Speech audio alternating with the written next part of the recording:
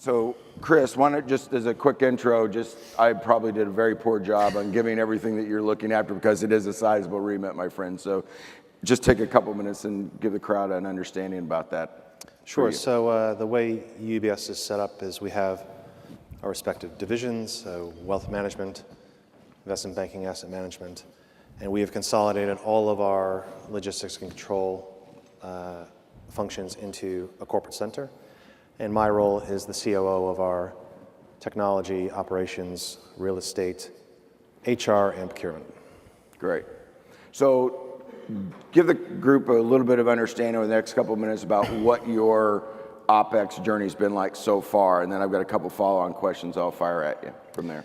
Yep, we probably started our journey back in about 2006, and that was when we brought in a team of Six Sigma lean experts, started attacking the process management, process excellence agenda, really trying to dig through all of our processes.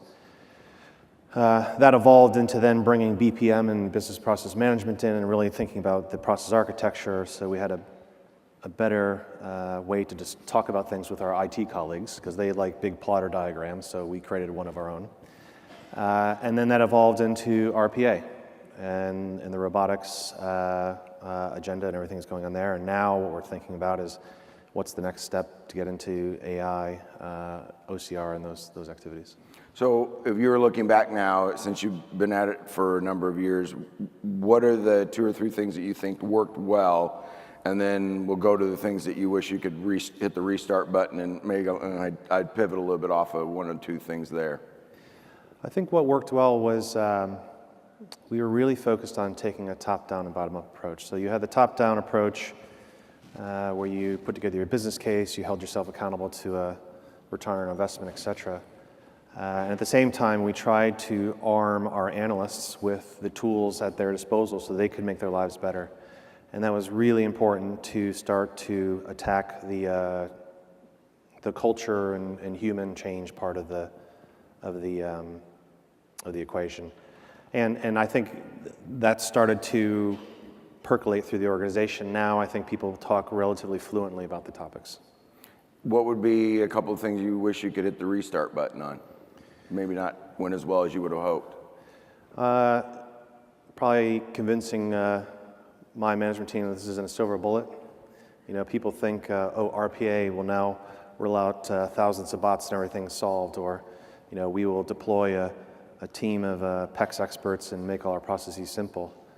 But the reality is, you know, UBS has been around for 150 years. We've grown up through mergers and acquisitions. So it really is trench warfare on all these things, really working through the details. That's been the challenge. So I think every time we've taken another step in the journey, people have underestimated the complexity that we face.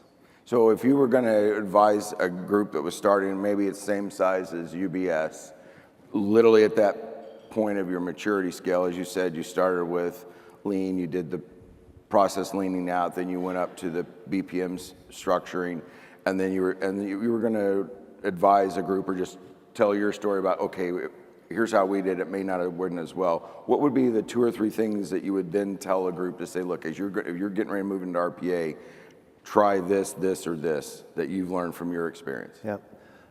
Number 1 is do not underestimate the culture change. You and I talked about this with your robots.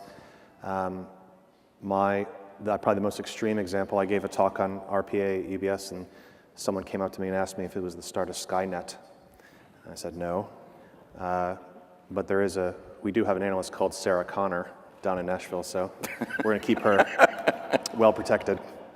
But really, you know, you can ask 10 different people what RPA is, you get 10 different answers. So focusing on the cultural change, being really consistent and clear about messages and strategy, that is the hardest component to mobilize the organization.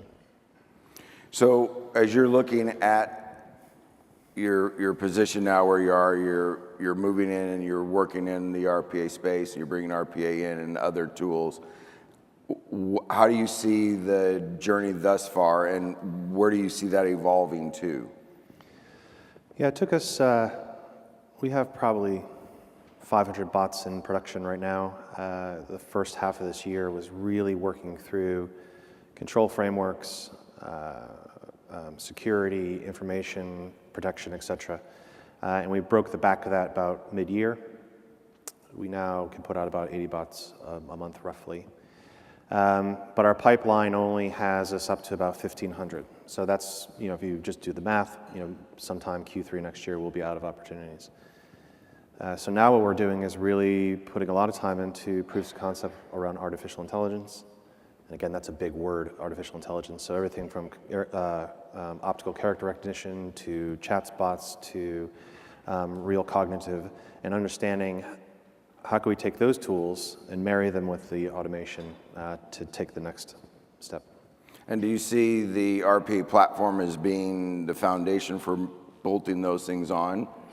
Yeah, absolutely. I think the RPA, really, it's a whole suite of automation, whether it's workflow, standard forms, bots, optical character recognition, and what we've started to do within UBS is package that all together into one team who can really think about how you can use those tools holistically to develop a capability and not just attack a point solution.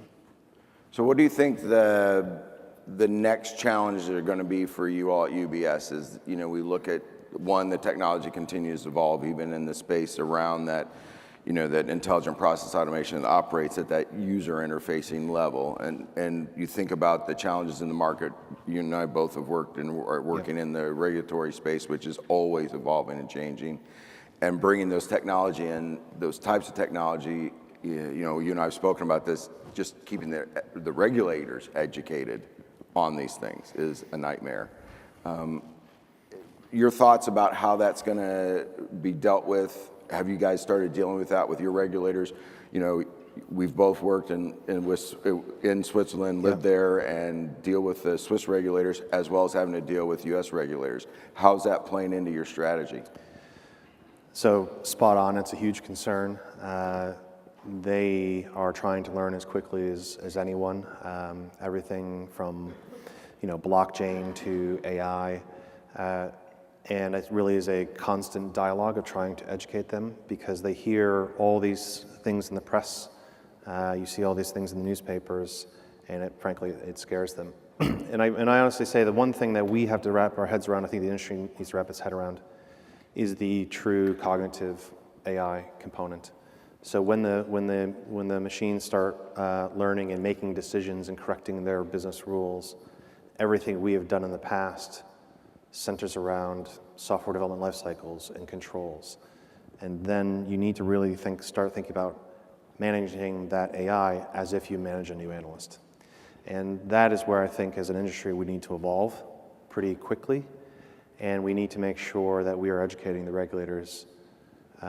So I have monthly meetings with one of our, whether it's the PRA, the FSA, the FINMA, the Fed, we meet with them pretty frequently to try and make sure that they really understand the essence of what we're trying to achieve. So what skill set are you guys looking for as you're, building out your strategy, looking down the road? I think one of the challenges that at least the large institutions are facing is that you've got an aging workforce. You've had people that have been doing jobs that now have a strong propensity to be automated, and that's what people are usually looking at, especially in operations. That's kind of the normal thing that we have to deal with in change management. But then you've got the next side of that equation, which is, okay, but I've got to build a workforce capable of this new future type of work. How are you guys thinking about that, and what are some of your strategies for that? Yeah, obviously, I think the workforce of the future will be someone who has that hybrid skill set of a good process mind, can decompose things into a process map and break it down to pieces, but then also having enough technical capability to really understand how these things work and being able to operate in that gray zone between technology and operations. But more importantly, I think a lot of it comes down to mindset. People who are willing to shatter the status quo, ask the third, fourth questions, and really break through things because turkeys don't vote for Christmas. And in many cases, these technologies and these processes are threatening the roles of many people who've been doing their jobs for, 30 years. I've been making these payments, I've been clearing these trades for 30 years. What are you coming to talk to me about? So a ruthless and proactive and resilient mindset is super critical. Great. Well, we wanted to start this little conversation this morning to ease our way in for the rest of the day, and so I wanted to also give you guys an opportunity to ask questions of Chris. So we don't get folks like Chris with us very often, and I've had the pleasure of interacting with him over the last year, and he has a wealth of experience and knowledge. So I encourage you all. Any questions from the group this morning? And where's our boxes there, Kathy? Okay, you've got one there. Any questions this morning from the rest of you guys?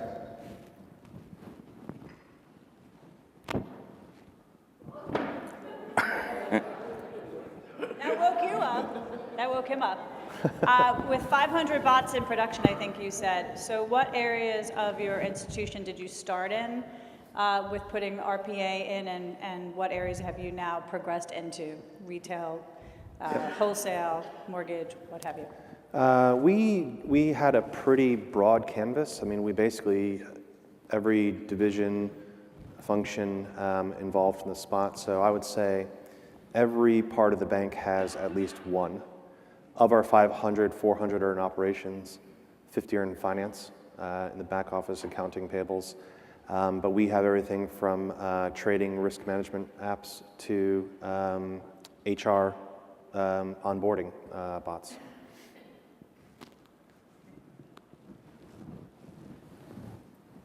I think we have one more question and time-wise as well. So how long did it take you from the beginning of your RPA to getting the 500 up and running? I would say probably 18 months. We started middle of 2016. A lot of that was just doing your RFP, vendor selection, getting the tool. Obviously, as a Swiss bank, we have lots of secrecy and security requirements that many industries don't have, so we partner with Automation Anywhere. They've been a great partner to upgrade their platform to support our environment. Then we had to attack the change management aspect and really get our IT colleagues on board to deploy these. So it was a long journey, and I underestimated. I thought it was going to be 6 months, probably 18, but now I feel pretty good that we have the momentum. Great.